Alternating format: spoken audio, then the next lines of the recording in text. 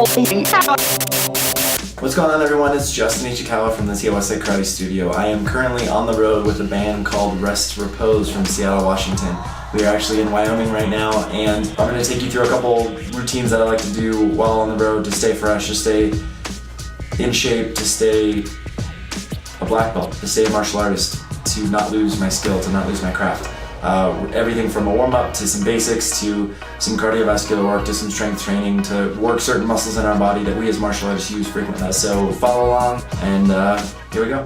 I have wrist issues and neck issues, as most martial artists do. So I like to do, I picked up this method from my physical therapist.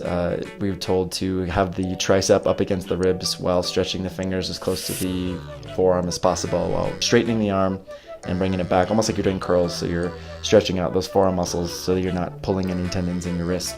I like to do it fingers to the forearm, and then from the outside of the forearm, and then fingers to the inside of the forearm. Just a couple reps on either side, maybe for about 20 to 30 seconds. It's a good idea to stretch out your neck. What you should do is take your chin and put it to your right or your left collarbone, your clavicle area, and you're going to roll it from one side nice and slow to the other side, bring it to as far as it can go. One thing also to do is ear to the shoulder, grabbing the far side and gently pulling it down as far as it can go to your shoulder and also to the other side. Again, a few more of these are some exercises that my physical therapists and chiropractors had suggested to try out. It worked for me, so it might work for you too. So give it a shot.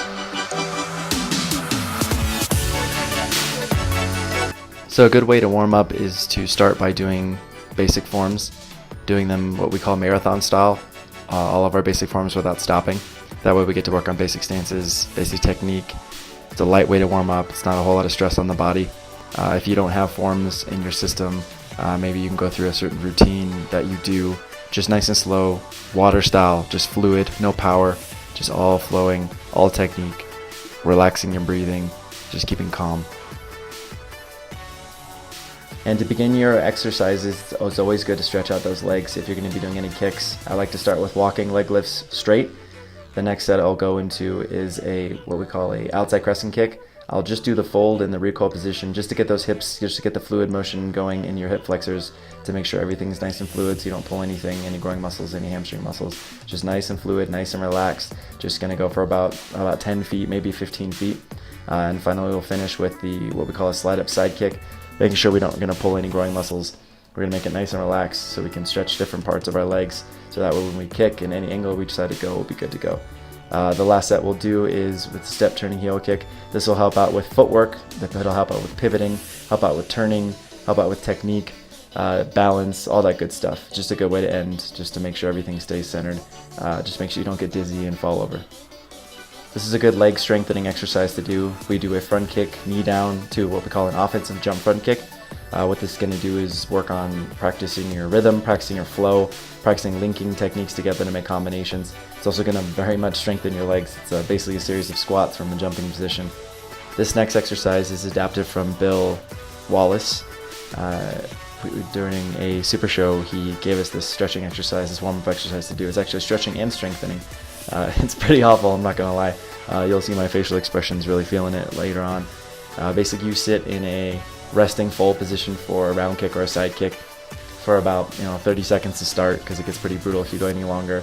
And then as soon as you're done, the next step will be to throw a series of kicks, round kicks, hook kicks, side kicks, as many kicks as you want for another 30 seconds.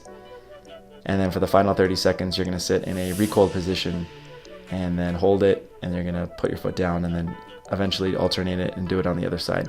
What this is going to do, you're going to really feel it in your glutes, you're going to feel it in your obliques, you're going to feel it probably in your quads. It's going to be a nice burn, you'll love it. We call this our mandatory kicking combination. It is a series of 6 kicks. We have 3 snapping and 3 thrusting. It's a good way to work on the basics of your kicks, as well as to work on your oblique strength, your quad strength, your leg strength. In our style, we have something called American Tongsudo form number 1 and 2. It was adapted from something known as the Chuck Norris fighting form.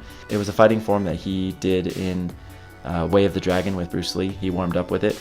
We adapted it slightly to give it an offense-defense vibe. It gives you all the basic fighting tactics. You get to work on offense and defense and footwork, fluid motion, working on quickness.